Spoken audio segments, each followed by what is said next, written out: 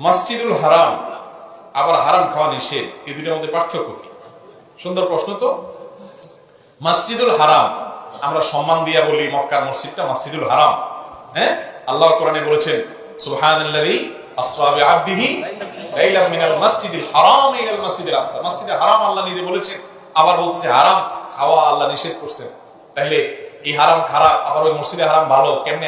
একই হারাম এখানে ভালো এখানে খারাপ কেমনে হয়ে যায়? সুন্দর প্রশ্ন। ভাইরা আমার, হারামিন এই শব্দটার মূল অর্থ হলো সম্মান। মূল অর্থ কি? সম্মান, মর্যাদা।